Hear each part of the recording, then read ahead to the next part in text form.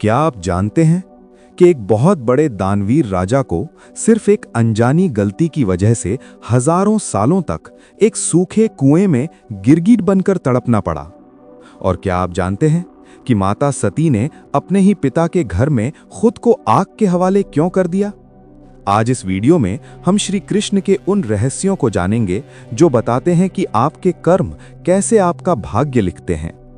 क्यों महादेव अपनी पत्नी सती को उस महाविनाश से नहीं रोक पाए? और भगवान ने क्यों कहा कि जो इंसान बहुत ज्यादा मैं करता है उसका अगला जन्म कैसा होता है? आज का ये अध्याय सिर्फ एक कहानी नहीं, बल्कि आपके जीवन की हर परेशानी का समाधान है। इस वीडियो को अंत तक देखिएगा, क्योंकि इसके आखिरी हिस्से में छिपा है वो गहरा राज जो आपकी सोई हुई किस्मत को जगा सकता है।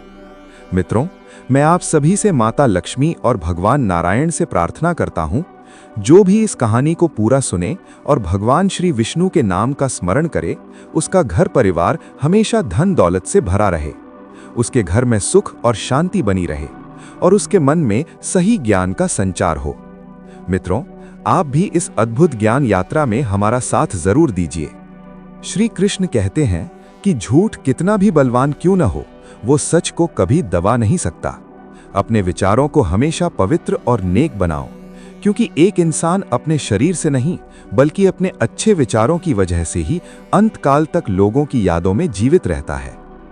दोस्तों, असल जिंदगी में ऐसे लोग बहुत कम मिलते हैं जो सच में आपका दर्द समझ पाते हैं। बाकी सब तो बस दिखावा ही करते हैं। इसलिए अगर आपकी जिंदगी में ऐसे लोग हैं जो आपकी परवाह करते हैं, तो उन्हें हमेशा संभाल कर रखिए।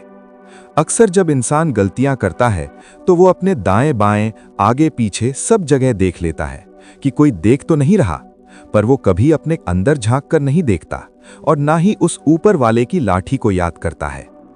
हमेशा लोगों से खुशी खुशी मिला करो और प्यार से बातें किया करो। क्या पता जिससे आप आज सख्त लहजे में बात कर रहे हो, वो बेचारा अपनी जिंदगी के न जाने कौन से मुश्किल दौर से गुजर रहा हो। दूसरों को सुधारने की जिम्मेदारी उठाने से पहले अपने भीतर झांकना बहुत जरूरी है। सबका ख्याल रखो, लेकिन अपना भी ख्याल रखना मत भूलो। कभी अपने लिए मुस्कुराओ तो कभी अपनों के लिए। श्री कृष्ण कहते हैं कि अपनी जिंदगी के हर पल की कद्र करो, क्योंकि अच्छा दिन खुशियां लेकर आता है और बुरा वक्त हमें वो अनुभव सिखाता है जो कोई किताब नहीं सिखा सकती। एक सफल जीवन के लिए इन दोनों का होना बहुत जरूरी है। जिंदगी एक हसीन ख्वाब की तरह है, बस इसे जीने की चाहत होनी चाहिए। अगर मुस्कुराने की आदत डाल लो तो बड़े से बड़ा गम भी खुद ब खुद खुशी में बदल जाता है। अंधेरा चाहे कितना भी घना क्यों ना हो, एक छोटा सा दीपक उस अंधेरे को चीर कर रोशनी फैला देता है। बिल्कुल वैसे ही जीवन में चाहे कितनी भी परेशानियां आ जाएं, विवेक और समझदारी का प्रकाश हर अंधकार को मिटा देता है। याद रखना, वक्त सबको मिलता है जिंदगी बदलने के लिए, पर जिंदगी दोबारा नहीं मिलती वक्त बदलने के लिए। इंसान 4 पैसे कमाने की भागदौड़ में इतना मशगूल हो जाता है कि कब वो बूढ़ा होकर खुद चारपाई पर लेट जाता है, उसे पता ही नहीं चलता। इसीलिए हमेशा खुश रहना ही सबसे बेहतर है। अपने दिल को साफ रखो, क्योंकि अंत में हिसाब आपकी कमाई का नहीं, बल्कि आपके कर्मों का होगा। किसी गलत रास्ते पर तेजी से भागने से कहीं अच्छा है कि सही रास्ते पर धीरे धीरे चला जाए। अपने स्वभाव को माचिस की तीली जैसा मत बनाओ, जो जरा सी रगड़ लगते ही सुलग जाती है। खुद को एक शांत सरोवर यानी तालाब की तरह बनाओ, जिसमें अगर कोई जलता हुआ अंगारा भी फेंके तो वो भी शांत होकर बुझ जाए। और जहां आपकी बात की कोई कद्र ना हो, वहां चुप रहना ही सबसे बड़ी समझदारी है। आपको ये जीवन एक ही बार मिला है, लेकिन अगर आप इसे सही तरीके से जीते हो तो यही एक बार काफी है। हमेशा वो काम करो जो सही है, वो नहीं जो आसान है। किसी को चाहना गलत नहीं होता, लेकिन किसी के दिल में अपनी जगह बनाकर फिर उसे छोड़ देना बहुत गलत है। जब आपसे प्यार करने वाला इंसान आप पर गुस्सा करना छोड़ दे, तो समझ जाना कि आपने उसके दिल में अपनी जगह खो दी है। गम का मिलना कोई बदकिस्मती नहीं है, और ना ही सिर्फ खुशी का मिलना खुशकिस्मती है। ऊपर वाला कभी देकर हमें आजमाता है तो कभी लेकर हमारी परीक्षा लेता है। इसीलिए आप जिस भी हाल में हों, हमेशा उस ईश्वर का शुक्रिया अदा करें। अगर ईश्वर आपकी प्रार्थना सुन रहा है तो वो आप पर यकीन कर रहा है। अगर वो सुनने में देर कर रहा है तो वो आपके सब्र का इम्तिहान ले रहा है, और अगर वो आपकी प्रार्थना का जवाब ही नहीं दे रहा तो समझो कि वो आपके लिए कुछ बहुत बड़ा सोचकर आपकी परीक्षा ले रहा है। श्री कृष्ण कहते हैं कि कुछ लोग बहुत ज्यादा सोचते हैं, फिजूल की चिंता करते हैं। याद रखिए, आप जितना ज्यादा सोचेंगे उतना ही ज्यादा परेशान रहेंगे। इसलिए जिंदगी में या तो खुद को इतना मजबूत कर लो कि कोई बात आपको तोड़ न सके, या फिर खुद को इतना मशरूफ यानी व्यस्त कर लो कि फालतू बातों के लिए समय ही न बचे। कभी भी लोगों को अपनी अच्छाइयां बता बताकर उनके साथ रहने की भीख मत मांगो। अगर परखना ही है तो अपनी कुछ बुराइयां बताकर देखो, फिर देखना कि कौन सच में आपका साथ निभाता है और कौन साथ छोड़ देता है। किसी को पाने की तमन्ना मत करो, बल्कि खुद को इतना काबिल बनाओ कि लोग तुम्हें पाने की कोशिश करें। खुद को ऐसा बनाओ कि तुम किसी को खोने से न डरो, बल्कि लोग तुम्हें खोने से डरें। हकीकत तो यह है कि लोग नसीहत से नहीं बल्कि ठोकर लगने से सबक लेते हैं, क्योंकि नसीहत तो एक कान से अंदर जाकर दूसरे से बाहर निकल जाती है, पर ठोकर सीधे दिल पर लगती है और इंसान को बदल देती है। इस दुनिया में एक साधारण व्यक्ति बनकर नहीं, बल्कि एक व्यक्तित्व बनकर जिंदा रहो, क्योंकि व्यक्ति तो एक दिन मर जाता है, लेकिन उसका व्यक्तित्व हमेशा जिंदा रहता है। किसी को ढूंढने के लिए मत निकलो, क्योंकि लोग खोते नहीं हैं, बस बदल जाते हैं। ईश्वर को वो आंखें बहुत पसंद हैं जो उनकी याद में रोई हों, जो अपने किए हुए गुनाहों पर पछतावे के आंसू रोई हों, जो किसी का दिल दुखाकर खुद रोई हों, और जो आंखें बुराई को देखना पसंद न करती हों। ऐसी आंखों पर ईश्वर की असीम कृपा होती है। एक बार एक स्वस्थ और खुशहाल बुजुर्ग से किसी ने उनके बुढ़ापे की सेहत का राज पूछा। उस बुजुर्ग ने बहुत सुंदर जवाब दिया। उन्होंने कहा, मैंने कभी गुस्से और नाराजगी को अपने दिल में जगह नहीं दी। मैंने कभी खुद से आगे जाने वाले लोगों से जलन नहीं की, और कभी किसी के नुकसान पर खुशियां नहीं मनाई। जिंदगी में ऐसे लोग बहुत कम मिलते हैं जो सच में आपका दर्द समझ सकें। बाकी सब तो बस दिखावा ही करते हैं। इसलिए अगर आपकी जिंदगी में ऐसे लोग हैं जो आपकी परवाह करते हैं, तो उन्हें हमेशा संभाल कर रखिए। इंसान जब गलतियां करता है तो वो अपने दाएं बाएं, आगे पीछे सब जगह देख लेता है, पर अपने अंदर झांककर और ऊपर वाले की नजर से कभी नहीं देखता। लोगों से हमेशा खुशी खुशी मिला करो और प्यार से बातें किया करो। क्या पता जिससे आप आज कड़वे लहजे में बात कर रहे हो वो जिंदगी के किस मुश्किल दौर से गुजर रहा हो। जीत और हार तो आपकी सोच पर निर्भर करती है।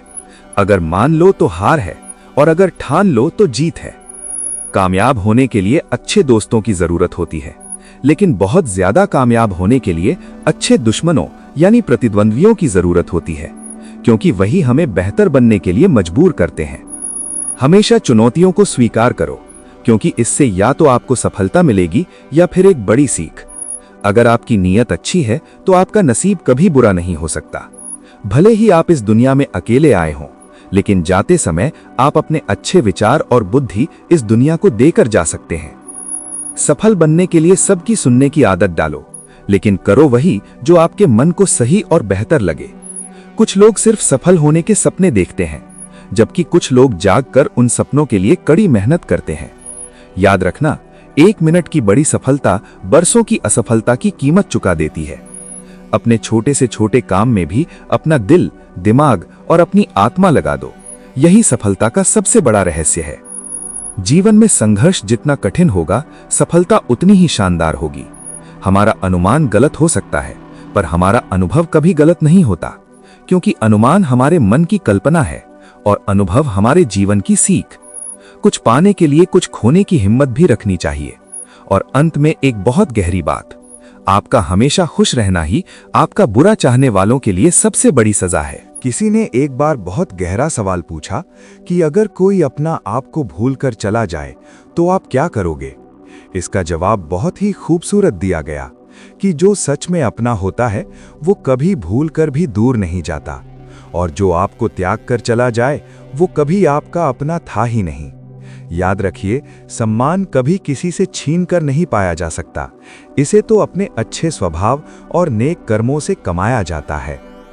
विडंबना देखिए, जब तक हम ये समझ पाते हैं कि असल में जिंदगी क्या है, तब तक वो आधी बीत चुकी होती है।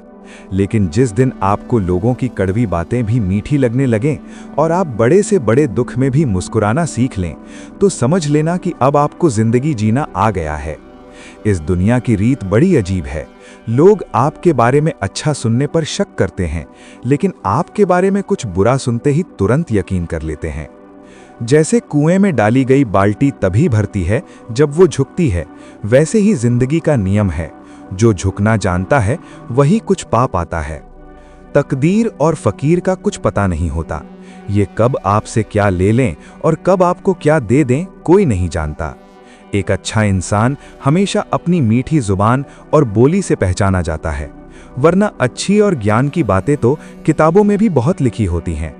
कड़वा सच तो ये है कि इस संसार में हर कोई किसी न किसी मतलब से ही आपका साथ देता है।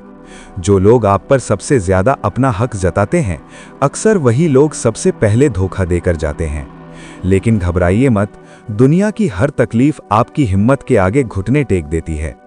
अगर कोई खाने में जहर घोल दे तो उसका इलाज तो मुमकिन है, लेकिन अगर कोई आपके कान में जहर घोल दे, यानी आपके मन में किसी के लिए गलत बातें भर दे, तो उसका कोई इलाज नहीं है। अपने अच्छे दिनों में उन लोगों को कभी मत भूलना जिन्होंने आपके बुरे दिनों में आपका हाथ थामा था। अक्सर जो लोग आपसे दूर होना चाहते हैं, वे अपनी मर्जी की जगह सारा दोष हालातों पर डाल देते हैं। भगवान श्री कृष्ण कहते हैं कि जो मनुष्य अपने कर्तव्यों का पालन करते हुए मुश्किल समय में भी धर्म के मार्ग से पीछे नहीं हटता, अगर उस रास्ते पर चलते हुए उसकी मृत्यु भी हो जाए तो वो मृत्यु भी उसके लिए कल्याणकारी है और उसे स्वर्ग की प्राप्ति होती है। श्री कृष्ण अर्जुन से कहते हैं, हे अर्जुन, मेरे और तुम्हारे पहले भी बहुत से जन्म हो चुके हैं जिन्हें तुम नहीं जानते, लेकिन मैं उन सब को जानता हूँ। मैं अजन्मा हूँ, मेरा कभी विनाश नहीं होता। मैं समस्त जीवों का ईश्वर होते हुए भी अपनी योग माया से समय समय पर प्रकट होता रहता हूँ। जब जब इस धरती पर धर्म की हानि होती है और पाप बढ़ता है, तब तब अधर्म का नाश करने और धर्म की फिर से स्थापना करने के लिए मैं एक नए रूप में जन्म लेता हूँ। ईश्वर कहते हैं कि मनुष्य मुझे जिस भी रूप में पूजता है, मैं उसे उसी रूप में दर्शन देता हूँ। जो मेरा चिंतन करता है, मैं उसका ख्याल रखता हूँ। जो मेरे लिए व्याकुल होता है, मैं भी उसके लिए व्याकुल रहता हूँ। जो अपना सब कुछ मुझे अर्पण कर देता है, मैं भी उसे अपना सब कुछ दे देता हूँ। इस संसार में लोग जल्दी फल पाने की इच्छा में देवताओं की उपासना करते हैं और उन्हें फल मिल भी जाता है। लेकिन मेरे भक्त अगर किसी इच्छा के साथ भी मेरा भजन करते हैं, तो मैं उनकी वो कामना इस तरह पूरी करता हूँ कि धीरे धीरे उनका मोह संसार से हटकर मुझ में लग जाए।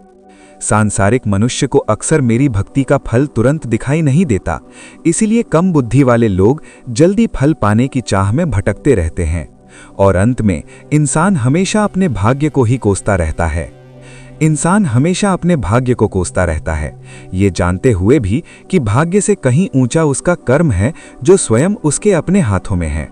श्री कृष्ण कहते हैं कि जो हुआ वो अच्छा हुआ, जो हो रहा है वो भी अच्छा ही हो रहा है, और याद रखना जो आगे होगा वो भी अच्छा ही होगा। इसलिए जो बीत गया उसका पछतावा मत करो और भविष्य की चिंता में खुद को मत जलाओ, क्योंकि अभी तुम्हारा वर्तमान चल रहा है और यही सच है। जो मनुष्य न तो किसी से जलता है और न ही किसी चीज की लालच या इच्छा करता है, वो कर्मयोगी पुरुष एक सन्यासी के समान है। ऐसा इंसान बहुत ही सुख के साथ इस संसार के मोह माया के बंधनों से मुक्त हो जाता है। भगवान कहते हैं कि न तो मैं किसी के भाग्य को लिखता हूँ और न ही मैं किसी के कर्म के फल को तय करता हूँ। मनुष्य अपने कर्मों के द्वारा ही अपना परिणाम खुद चुनता है और उन्हीं कर्मों से उसके भाग्य का निर्माण होता है। हकीकत तो ये है कि मनुष्य स्वयं ही अपना सबसे अच्छा मित्र है और अगर वो चाहे तो खुद ही अपना सबसे बड़ा शत्रु भी बन सकता है। एक ज्ञानी मनुष्य अपने कर्मों और भक्ति के बल पर इसी एक जन्म में इस संसार रूपी समुद्र से निकलकर परमात्मा को पा लेता है, लेकिन जो अज्ञानी है वो काम, क्रोध, लोभ और मोह के जाल में फंसकर 84 लाख योनियों में भटकता रहता है। भगवत गीता हिंदू धर्म के ग्रंथों में सबसे ऊंचा स्थान रखती है। ये वो सर्वश्रेष्ठ ज्ञान है जो भगवान श्री कृष्ण ने अर्जुन को कुरुक्षेत्र के युद्ध मैदान में दिया था। जब अर्जुन युद्ध की भूमि में पहुंचे और अपने सामने पितामह भीष्म और अपने ही सगे संबंधियों को देखा तो वे घबरा गए और विचलित हो गए। तब भगवान श्री कृष्ण ने उन्हें सही ज्ञान दिया। श्री कृष्ण ने अर्जुन को उपदेश देते हुए कहा, हे पार्थ, ये युद्ध सिर्फ जमीन के लिए नहीं बल्कि धर्म और अधर्म के बीच का युद्ध है। इसलिए मोह छोड़ो, अपने शस्त्र उठाओ और धर्म की स्थापना करो। श्री कृष्ण ने अर्जुन को धर्म के मार्ग पर चलने की शिक्षा दी, जिसका पालन हर मनुष्य को करना चाहिए। इसी ज्ञान की वजह से अर्जुन सही और गलत का अंतर समझ सके और महाभारत के युद्ध में विजय हासिल की। महाभारत के युद्ध में भगवान श्री कृष्ण अर्जुन के सारथी बने। गीता का ये उपदेश जितना उस समय जरूरी था, आज के समय में भी उतना ही प्रासंगिक है। आज के दौर में मनुष्य का जीवन खुद एक युद्ध बनता जा रहा है। ऐसे में हमें ये जानना बहुत जरूरी है कि आखिर किन हालातों में इंसान पाप का भागीदार बनता है और वो इससे कैसे बच सकता है। गीता के एक श्लोक में अर्जुन भगवान से पूछते हैं कि हे प्रभु, मनुष्य न चाहते हुए भी बुरे काम या पाप क्यों करता है? उसे कौन मजबूर करता है? इसके उत्तर में श्री कृष्ण कहते हैं कि मनुष्य की वासना, उसकी इच्छाएं और उसका अपना स्वार्थ ही उसे पाप करने के लिए मजबूर कर देता है। पाप करने की सबसे बड़ी वजह है इंसान की काम भावना, यानी किसी भी चीज को पाने की हद से ज्यादा इच्छा। क्योंकि जब ये इच्छा पूरी नहीं होती तो क्रोध पैदा होता है। क्रोध से इंसान के दिमाग में भ्रम पैदा होता है, जिससे उसकी बुद्धि नष्ट हो जाती है। और जब बुद्धि काम करना बंद कर दे तो वही इंसान के विनाश का कारण बनती है। भगवत गीता एक पवित्र ग्रंथ है जिसने अर्जुन को अपने हक के लिए लड़ना सिखाया। गीता में कही गई बातों का महत्व आज भी वैसा ही है जैसा युद्ध के मैदान में था। श्रीमद् भागवत गीता श्री कृष्ण की अनमोल बातों का एक ऐसा संग्रह है जो भारतीय परंपरा में वही स्थान रखती है जो उपनिषदों का है। आज गीता का ज्ञान केवल भारत तक ही सीमित नहीं है, बल्कि पूरी दुनिया में गीता का पाठ करने वालों की संख्या लगातार बढ़ती जा रही है। दोस्तों, भगवत गीता में लिखे गए श्लोक हमें जीवन की कठिन से कठिन परिस्थिति से बाहर निकलने का रास्ता दिखाते हैं। भगवान श्री कृष्ण आगे समझाते हैं कि जिस प्रकार धुआं अग्नि को ढक देता है, ठीक उसी प्रकार इंसान के अंदर की काम वासना, मोह और लालच उसके ज्ञान को ढक देते हैं। यही वो कारण है जिनकी वजह से इंसान न चाहते हुए भी पाप करने के लिए मजबूर हो जाता है। श्री कृष्ण ने गीता में इन पापों से बचने के उपाय भी बताए हैं। वे कहते हैं कि मनुष्य को कभी भी आसक्ति यानी किसी चीज से बहुत ज्यादा चिपक जाना या विरक्ति यानी किसी चीज से नफरत करना के अधीन नहीं होना चाहिए। जिस व्यक्ति के अंदर न तो किसी चीज को पाने का लालच है और न ही किसी चीज को खोने का डर है, उसी का जीवन सबसे उत्तम माना जाता है। भगवान श्री कृष्ण कहते हैं कि जिस मनुष्य का मन हमेशा धन, वासना और आलस्य में डूबा रहता है, उसके मन में कभी भी आत्मज्ञान पैदा नहीं हो सकता। और याद रखिए, जिस इंसान के पास आत्मज्ञान नहीं है, उसे दुनिया में कहीं भी शांति नहीं मिल सकती।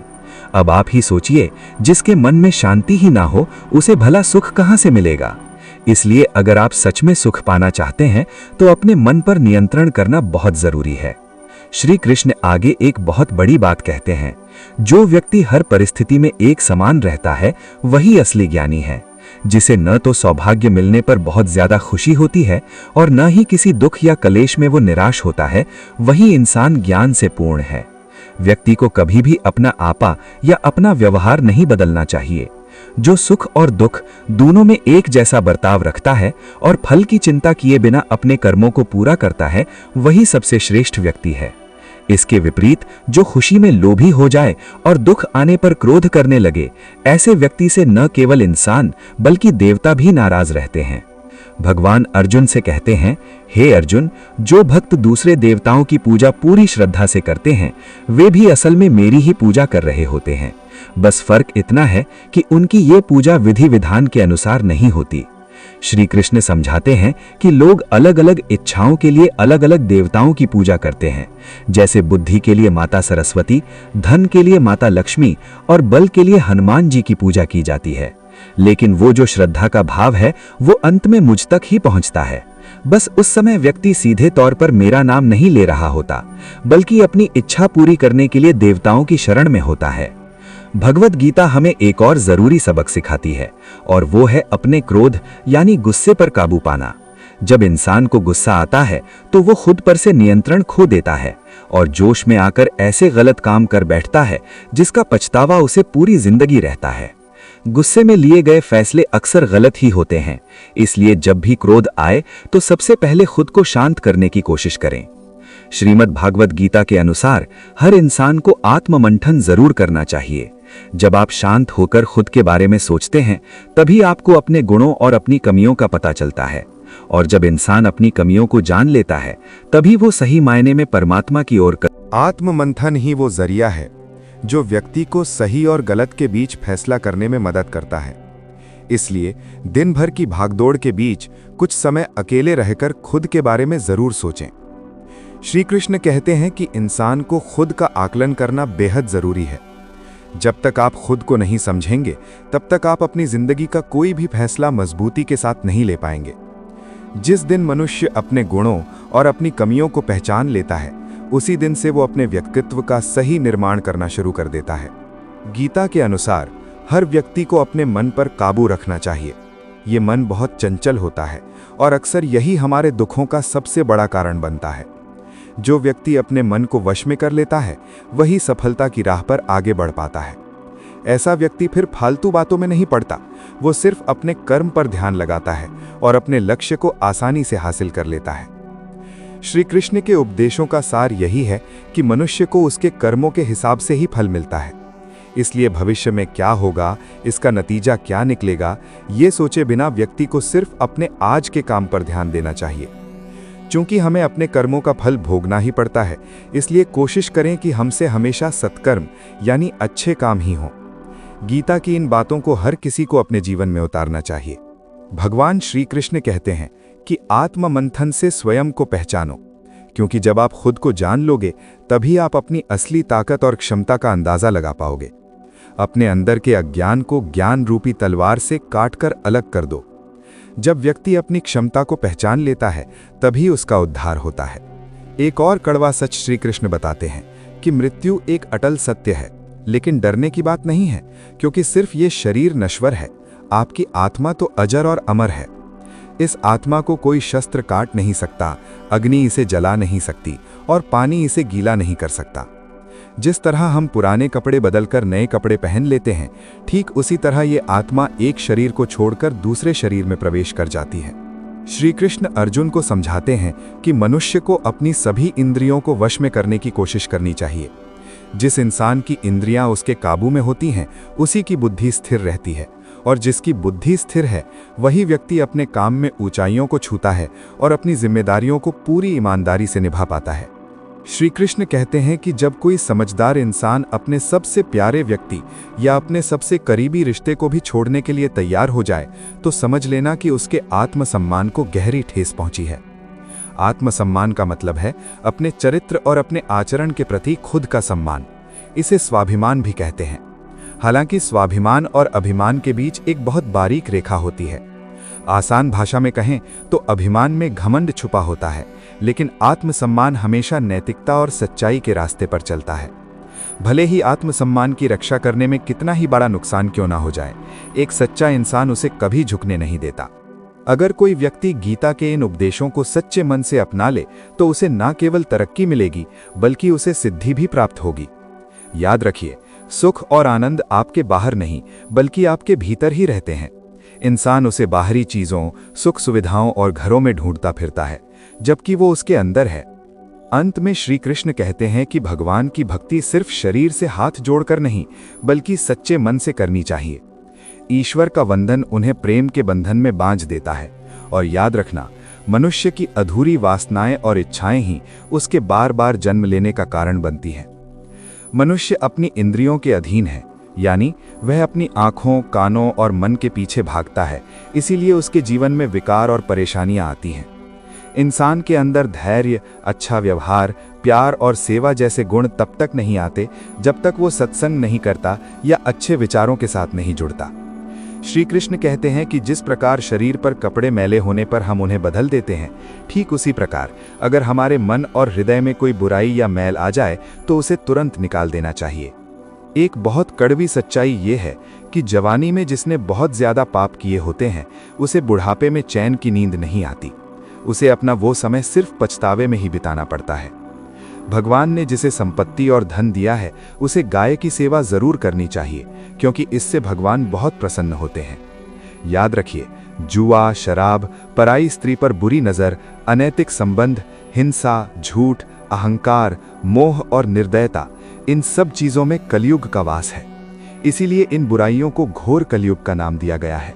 जो शिष्य ज्ञान प्राप्त करने के लिए कड़ी मेहनत और परिश्रम करता है, उसे एक अच्छा गुरु यानी सद्गुरु अवश्य मिलता है।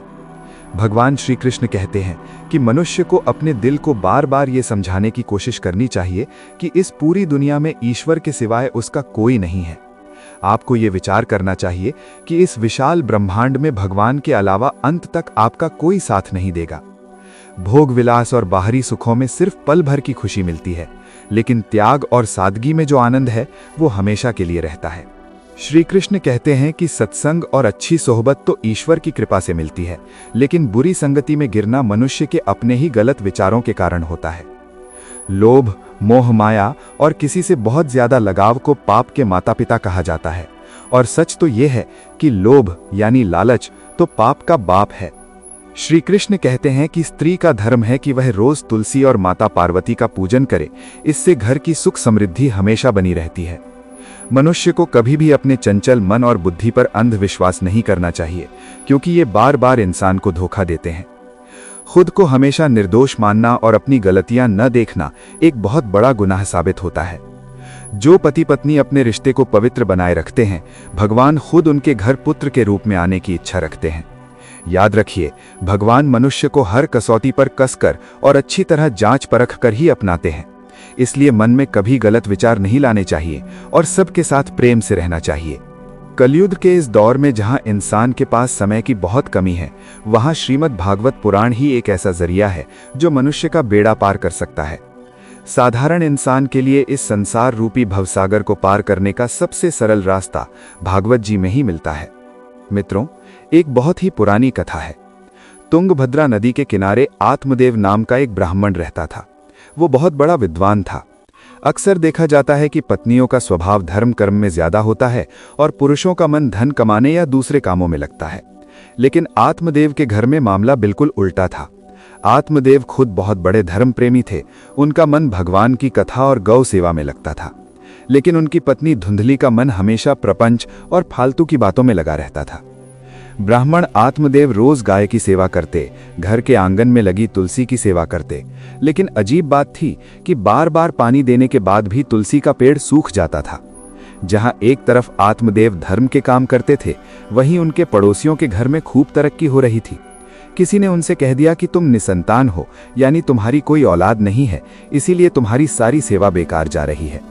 तुलसी का पौधा इसीलिए सूख जाता है क्योंकि तुम्हारे भाग्य में संतान का सुख नहीं है। ये बात आत्मदेव के दिल को लग गई। संतान न होने का दुख उन्हें इतना बड़ा लगने लगा कि उन्होंने सोच लिया कि अब आत्महत्या कर लेनी चाहिए। जब वे दुखी होकर नदी के किनारे खुदकुशी करने पहुंचे तो वहां उन्हें एक संत मिले।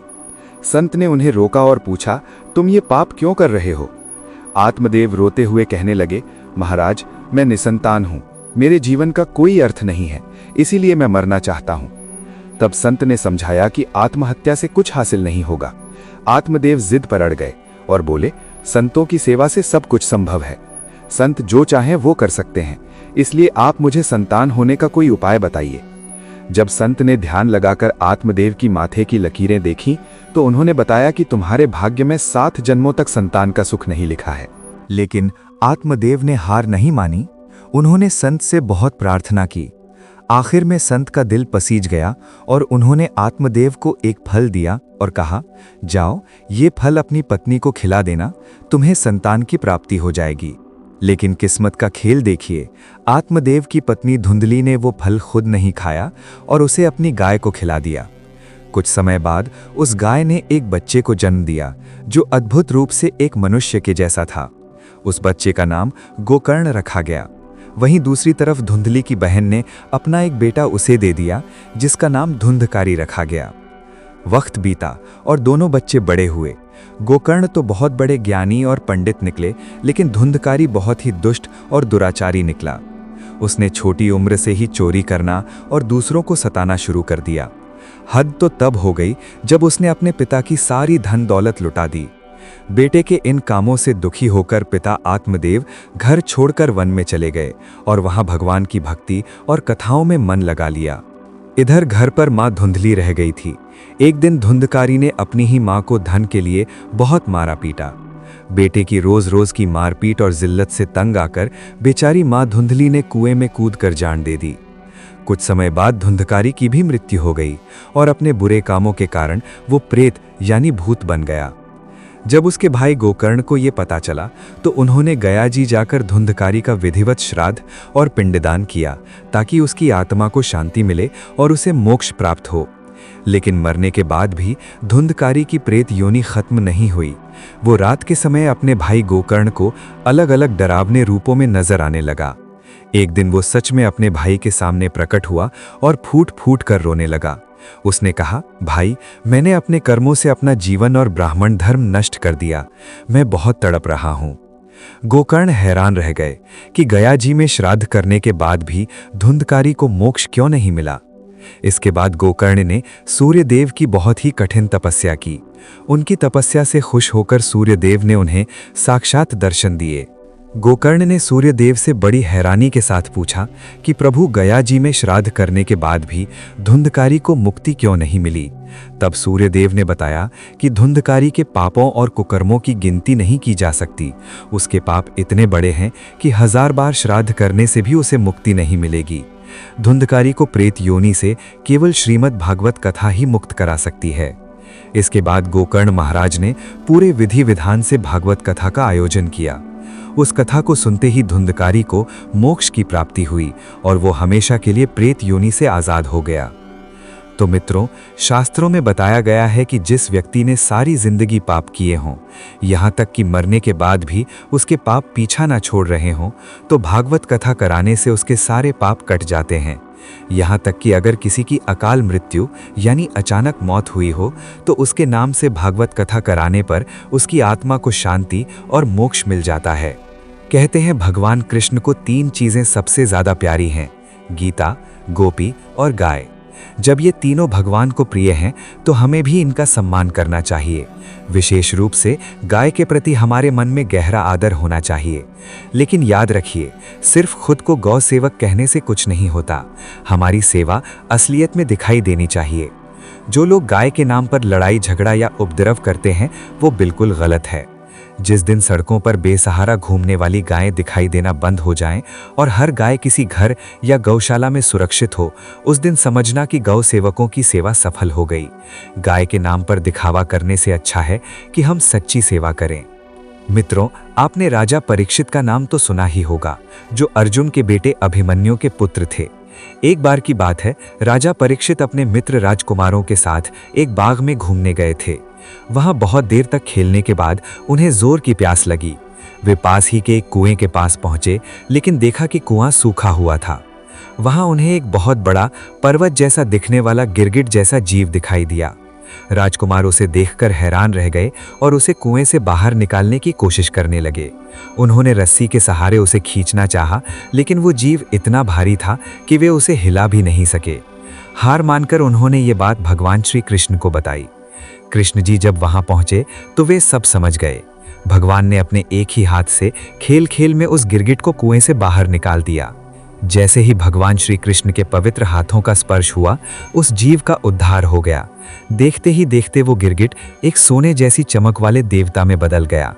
ये चमत्कार देखकर सब दंग रह गए, लेकिन भगवान कृष्ण मंद मंद मुस्कुरा रहे थे।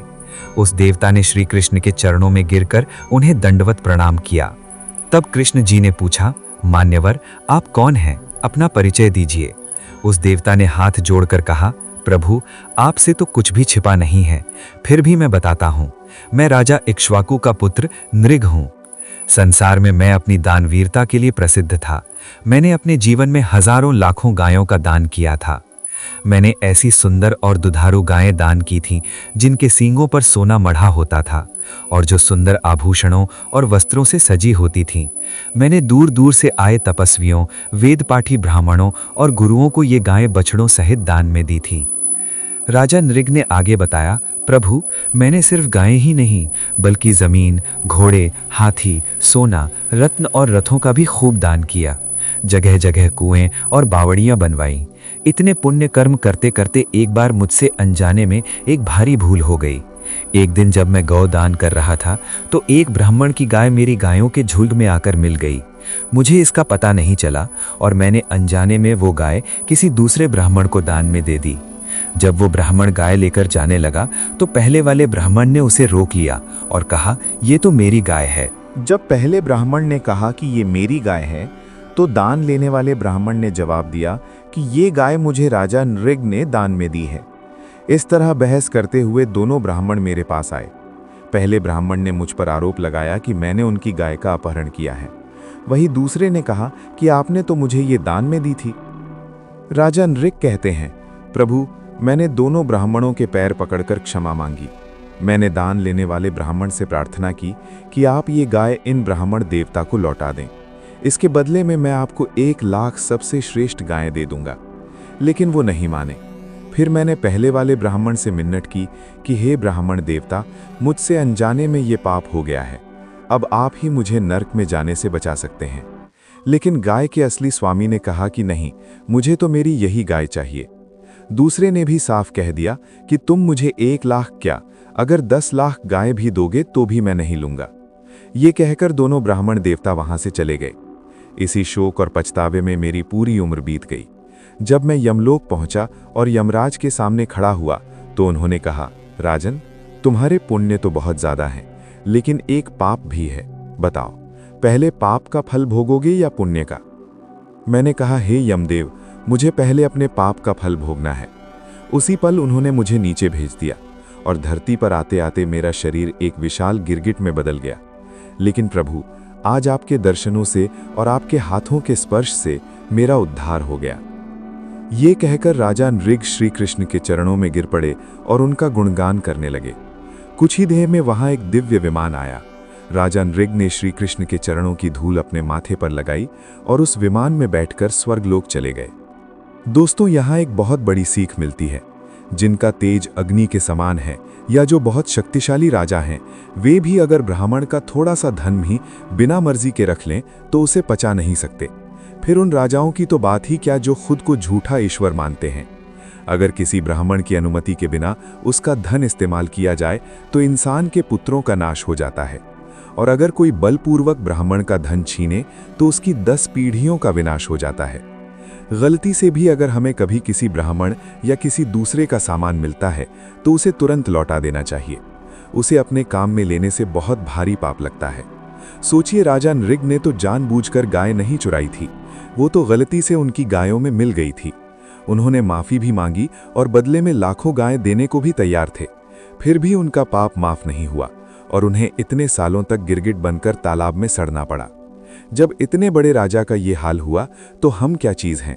इसलिए कभी किसी की संपत्ति नहीं हड़पनी चाहिए, न किसी को धोखा देना चाहिए और ना ही किसी के साथ गलत करना चाहिए। अब एक और प्रसंग सुनिए। महाभारत के युद्ध के समय की बात है, जब विदुर जी और मैत्रेय जी साथ बैठे थे।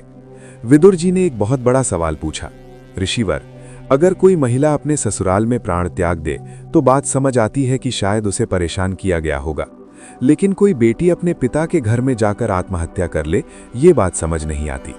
मैत्रेय जी बताते हैं कि इसके पीछे एक बड़ी कथा है।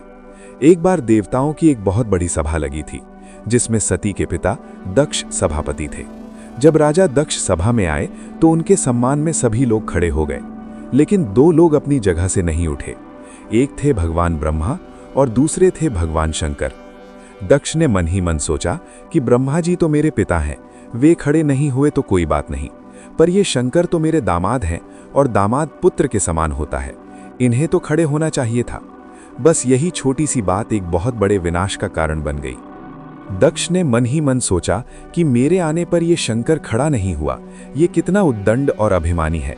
मैंने तो अपनी मृगनयनी जैसी सुंदर बेटी का विवाह इस बंदर जैसी आंखों वाले मरकट लोचन के साथ कर दिया, पर इसे तो कोई सभ्यता और शिष्टाचार ही नहीं पता। इस तरह दक्ष ने भरे समाज में भगवान शिव को बहुत अपशब्द कहे और खूब गाली गलौज की। अब यहाँ एक बड़ा सवाल उठता है कि आखिर दक्ष की सभा में शिव जी उसके सम्मान के लिए खड़े क्यों नहीं हुए? तो इसका उत्तर बहुत सुंदर है। शिव जी का उद्देश्य दक्ष का अपमान करना बिल्कुल नहीं था, वे तो भगवान के ध्यान में इतनी गहराई से डूबे हुए थे कि उन्हें पता ही नहीं चला कि दक्ष सभा में कब आया। जब दक्ष चिल्लाकर गालियां देने लगा, तब शिवजी का ध्यान टूटा और उन्होंने देखा कि दक्ष अत्यंत क्रोधित होकर उन्हें बुरा भला कह रहा है। यही एक सच्चे और आत्मनिष्ठ महापुरुष की पहचान होती है। यदि अनजाने में कोई मर्यादा टूट जाए और समाज उस पर उंगली उठाए, तब भी महापुरुष कोई पलटकर जवाब नहीं देते। यहां भी शिवजी शांत बैठे रहे।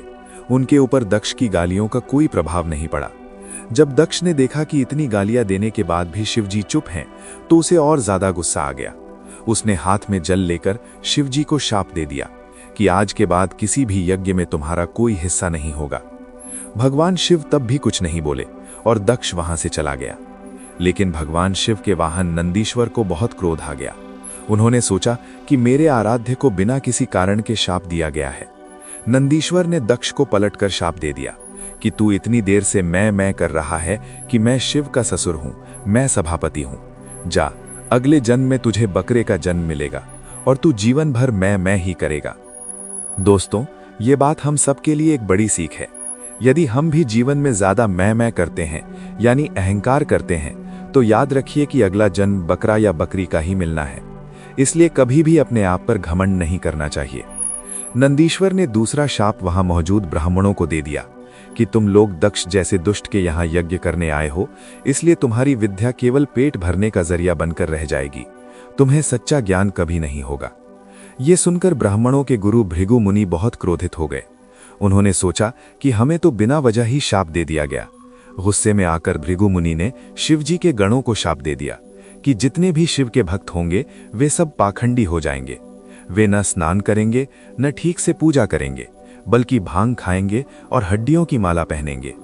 आज हमें जो कुछ शिव भक्त गांजा पीते, शमशान की राख लपेटे या हड्डियों की माला पहने दिखते हैं, वो असल में इसी शाप के कारण है। भगवान शंकर तो स्वयं परम सात्विक हैं। वे अपने भक्तों को इन तामसिक चीजों की अनुमति कभी नहीं देते। ये सब तो भृगु जी के शाप का असर है। भगवान शंकर ने जब देखा कि शाप देने वाले बढ़ते जा रहे हैं और लोग एक दूसरे पर गुस्सा निकाल रहे हैं, तो उन्होंने सोचा कि यहां से चले जाना ही ठीक है। वे अपने गणों को लेकर कैलाश पर्वत चले गए। इसके बाद दक्ष ने कनखल क्षेत्र में एक बहुत बड़े यज्ञ का आरंभ किया। उसने अपनी जिद में यह तय किया कि वो यज्ञ में भगवान विष्णु की तो पूजा करेगा, पर शिव जी को कोई स्थान नहीं देगा। देवताओं ने उसे समझाया भी कि दक्ष, शिव के बिना तेरा यज्ञ कभी सफल नहीं होगा, पर वो नहीं माना। दक्ष ने भगवान विष्णु, ब्रह्मा जी और देवराज इंद्र सहित सभी को निमंत्रण भेजा, पर जानबूझकर भगवान शिव को नहीं बुलाया। हरिद्वार के पास कनखल नाम की जगह पर इस विशाल यज्ञ की तैयारियां होने लगी। सारे देवता जब यज्ञ में शामिल होने के लिए जा रहे थे, तो वे कैलाश पर्वत के रास्ते से होकर गुजरे। वहां से निकलते समय वे सती और भगवान शंकर को प्रणाम कर रहे थे। माता सती ने हैरान होकर पूछा, आप सब लोग मिलकर कहां जा रहे हैं? देवताओं ने कहा, देवी, आपके पिता के घर इतना बड़ा यज्ञ हो रहा है और आप हमसे पूछ रही हैं कि हम कहां जा रहे हैं। इतना कहकर देवता आगे बढ़ गए। इधर सती जी ने भगवान शंकर से चलने के लिए प्रार्थना की। सती जी बोलने में बहुत चतुर थीं। उन्होंने सीधे ये नहीं कहा कि मेरे पिता के घर यज्ञ है, बल्कि उन्होंने कहा, प्रभु, आपके ससुर के यहाँ इतने बड़े यज्ञ का आयोजन हो रहा है। बात तो एक ही थी, लेकिन उन्होंने ससुर शब्द का इस्तेमाल इसलिए किया ताकि महादेव को अपना रिश्ता याद आए और वे चलने के लिए मान जाएं। भगवान शिव सब जानते थे कि सभा में क्या हुआ था, पर वे चुप रहे क्योंकि वे जानते थे कि सच बताने से सती को दुख होगा। सती कहने लगी, प्रभु, शायद निमंत्रण नहीं मिला इसीलिए आप नहीं जाना चाहते, लेकिन शास्त्रों में लिखा है कि गुरु, पिता और मित्र के घर बिना बुलाए भी जाया जा सकता है। जब सती खुद महादेव को शास्त्र समझाने लगी तो भगवान शिव को हंसी आ गई। वे सोचने लगे कि जिस संसार को मैं उपदेश देता हूँ, आज वही सती मुझे शास्त्र का विधान बता रही हैं। शिवजी ने बड़े प्यार से समझाया, देवी, तुम ठीक कहती हो कि गुरु, पिता और मित्र के घर बिना बुलाए जा सकते हैं, लेकिन अगर जानबूझकर निमंत्रण न दिया गया हो तो वहां बिल्कुल नहीं जाना चाहिए, क्योंकि इसका मतलब है कि उनके मन में आपके लिए नफरत या द्वेष है। वहां जाने से आपका भला नहीं होगा। इसलिए मेरी सलाह है कि आपको इस समय अपने पिता के यहाँ नहीं जाना चाहिए। इतना कहकर भगवान शंकर मौन हो गए। वे जानते थे कि सती राजा दक्ष की पुत्री हैं और अपनी बुद्धि बहुत चलाती हैं, पता नहीं मानेंगी या नहीं। इधर सती के मन में युद्ध चल रहा था। पति की याद आती तो अंदर रुक जाती और पिता की याद आती तो बाहर की ओर भागती। वे इसी ऊहापोह में अंदर बाहर कर रही थीं। फिर अचानक उन्हें गुस्सा आ गया। उन्होंने भगवान शंकर की तरफ लाल लाल आंखों से देखा और बिना कुछ कहे ही वहां से चल पड़ी। भगवान शंकर ने अपने गणों को आदेश दिया, तुम्हारी मालकिन जा रही हैं, तुम भी इनके साथ जाओ, नंदी को ले जाओ और सारा सामान भी ले लो, क्योंकि अब ये वापस लौटने वाली नहीं है। देखिए दोस्तों, भगवान शंकर अपनी पत्नी को नहीं समझा पाए, इसलिए अगर आपकी पत्नी आपकी बात न माने तो दुखी मत होना, ये तो सृष्टि की परंपरा है। हम किसी को भी अपने हिसाब से नहीं चला सकते। ब्रह्मा जी अपने बेटों को नहीं समझा पाए, शंकर जी अपनी पत्नी को नहीं समझा पाए, तो आप क्यों दुखी होते हैं? ये दुनिया ऐसे ही चलती है। सती चली गईं और भगवान शंकर बिना किसी चिंता के ध्यान में बैठ गए। जब सती अपने पिता दक्ष के घर पहुंची तो उन्होंने देखा कि वहां यज्ञ में भगवान शंकर का कोई हिस्सा नहीं रखा गया था। ये देखकर सती को बहुत क्रोध आया। उन्होंने अपने पिता से कहा, मूर्ख पिता, क्या महादेव जैसे देवता इस पूरी दुनिया में कोई और है? दक्ष, तुमको छोड़कर इस पूरे विश्व में ऐसा कौन होगा जो शिव का विरोधी हो? कोई विष्णु का विरोधी हो सकता है, कोई ब्रह्मा का विरोधी हो सकता है, पर शिव का विरोधी तो रावण भी नहीं था, कुंभकर्ण भी नहीं था, जरासंध और हिरण्यकश्यप भी नहीं थे। वे सब शिव भक्त थे। सती ने आगे कहा, शिव इतने दयालु और कृपालु हैं कि वे अपने भक्तों के लिए अपना सब कुछ दे देते हैं, यहाँ तक कि अपना भी ध्यान नहीं रखते, और तुमने उन्हीं का विरोध किया। शास्त्र में लिखा है, सती माता ने क्रोध में भरकर कहा, शास्त्रों में लिखा है कि जहां गुरु और भगवान का विरोध हो रहा हो वहां कानों में उंगली डालकर तुरंत चले जाना चाहिए। जो इंसान विरोध होते हुए सुनता है और चुप रहता है, उसे भी उस पाप का भागी बनना पड़ता है। सती कहती हैं, दक्ष, मैं तेरी जीभ तो नहीं काट सकती, पर अब मैं लौटकर कैलाश भी नहीं जा सकती। मेरे शिव तो परम दयालु हैं, वे तो मुझे स्वीकार कर लेंगे, परंतु हे दुष्ट दक्ष, ये शरीर तेरा दिया हुआ है। तेरे जैसे पापी के दिए हुए शरीर को लेकर मैं महादेव के पास नहीं जा सकती। अगर उन्होंने मुझे दक्ष पुत्री कहकर बुलाया तो वो मेरे लिए मरने के समान होगा। इसके बाद सती माता ने भगवान शिव का ध्यान किया और यज्ञ की उत्तरी दिशा में बैठकर योग के माध्यम से अपने भीतर की अग्नि को प्रकट किया और अपने शरीर को भस्म कर दिया। ये देखते ही वहां हाहाकार मच गया। शिव जी के रुद्र गणों ने यज्ञ का विध्वंस करना शुरू कर दिया। भृगु जी ने देवताओं को प्रकट किया और रुद्र गणों को वहां से मार मार कर भगा दिया। जब ये समाचार देवर्षि नारद ने भगवान शिव को दिया कि सती अब इस संसार में नहीं रहीं, तो भगवान शिव को भयंकर क्रोध आया। उन्हें अपने अपमान पर कभी गुस्सा नहीं आया था, पर आज सती के अपमान और उनके आत्मदाह ने महादेव को तांडव करने पर मजबूर कर दिया। उन्होंने अपनी एक जटा उखाड़ी और जमीन पर पटक दी। उससे एक अत्यंत विशाल और भयंकर पुरुष प्रकट हुआ, जिसके 3 नेत्र थे और हाथ में त्रिशूल था। ये वीरभद्र थे। वीरभद्र ने भगवान शिव को प्रणाम किया और पूछा, प्रभु, क्या आदेश है? शिव जी ने गरजते हुए कहा, एक ही आदेश है, दक्ष को मार डालो और उसके यज्ञ को तहस नहस कर दो। वीरभद्र अपनी सेना लेकर हरिद्वार के कनखल पहुंचे। दोपहर का समय था, सब विश्राम कर रहे थे। वीरभद्र ने वहां पहुंचकर यज्ञशाला के खंभे उखाड़ दिए। बांसों से देवताओं और पंडितों की पिटाई शुरू हुई और पूरे यज्ञ में भगदड़ मच गई। इस तरह दक्ष का वो घमंडी यज्ञ पूरी तरह नष्ट हो गया, और ये इसलिए हुआ क्योंकि वो यज्ञ धर्म के लिए नहीं बल्कि भगवान शिव के अपमान के लिए था। यहाँ सीखने वाली सबसे बड़ी बात यह है कि यदि किसी भी काम की शुरुआत गलत भावना से की जाए तो वो कभी सफल नहीं होता। दुनिया में ऐसे बहुत से काम हैं जो बाहर से तो धर्म के लगते हैं, पर अगर उनका उद्देश्य गलत है तो वो अधर्म ही कहलाएगा। सती माता ने फिर से माता पार्वती के रूप में जन्म लिया, कठिन तपस्या की और भगवान शिव से उनका विवाह हुआ। इस बार उनकी बुद्धि अटल थी और वे पूरी तरह शिव के रंग में रंग गई थीं। याद रखिए, अगर जिंदगी में अहंकार बहुत ज्यादा है तो आप कभी सुखी नहीं रह सकते। जो इंसान मैं करता है उसे अगला जन्म बकरे का मिलता है। दक्ष के साथ भी यही हुआ, उसे भी बकरे का मुंह लगाया गया। जो एक देवता की पूजा करेगा और दूसरे का अपमान करेगा, उसकी वही दशा होगी जो राजा दक्ष की हुई। मित्रों, हिंदू धर्म में 4 वेद हैं और उन चारों वेदों का निचोड़ यानी सार गीता में है। यही कारण है कि गीता को हिंदुओं का सबसे महान और एकमात्र सर्वमान्य धर्म ग्रंथ माना गया है। माना जाता है कि गीता को छूने के बाद इंसान झूठ नहीं बोल पाता। भगवान श्री कृष्ण ने कुरुक्षेत्र के मैदान में अर्जुन को जो ज्ञान दिया था, उसे आज हम कृष्ण अर्जुन संवाद के नाम से जानते हैं। भले ही वो ज्ञान उस समय अर्जुन के लिए था, लेकिन अर्जुन तो मात्र एक जरिया थे। असल में श्री कृष्ण ने उस माध्यम से पूरे संसार को जीवन जीने का सही मार्ग दिखाया था। मित्रों, हमारा एकमात्र संकल्प है गीता के दिव्य ज्ञान को घर घर पहुंचाना। लेकिन ये महान कार्य तभी सफल हो सकता है जब आप सब इस नेक यात्रा में हमारे सारथी बने। ये केवल मेरा या आपका प्रयास नहीं, बल्कि हम सबका सामूहिक धर्म है कि हम भगवान श्री कृष्ण की शिक्षाओं को जन जन तक पहुंचाएं और उन्हें अपने स्वयं के जीवन में उतारने का ईमानदार प्रयास करें। हमारा उद्देश्य केवल शब्द सुनाना नहीं, बल्कि आपके जीवन में सकारात्मक बदलाव लाना है। यदि इस पूरी यात्रा के दौरान आपके मन में कोई भी सवाल उठा हो, कोई दुविधा हो या कोई जिज्ञासा जागी हो, तो आप बेझिझक नीचे कमेंट बॉक्स में हमसे पूछ सकते हैं। हम पूरी कोशिश करेंगे कि आपके हर सवाल का जवाब समय पर दे सकें और आपकी शंकाओं का समाधान कर सकें। आपने गीता ज्ञान की इस लंबी और अद्भुत यात्रा में पूरी तन्मयता के साथ हमारा साथ दिया, इसके लिए हम हृदय की गहराइयों से आपका बहुत बहुत धन्यवाद करते हैं। हम प्रार्थना करते हैं कि भगवान श्री कृष्ण की असीम कृपा आप पर और आपके पूरे परिवार पर सदैव बनी रहे। इस ज्ञान की चर्चा के दौरान यदि मुझसे शब्दों के चयन में या किसी भी प्रकार की कोई त्रुटि हुई हो, तो अपना छोटा भाई या मित्र समझकर मुझे क्षमा कर दीजिएगा। हमारा उद्देश्य केवल शुद्ध भाव से प्रभु की वाणी को आप तक पहुंचाना था।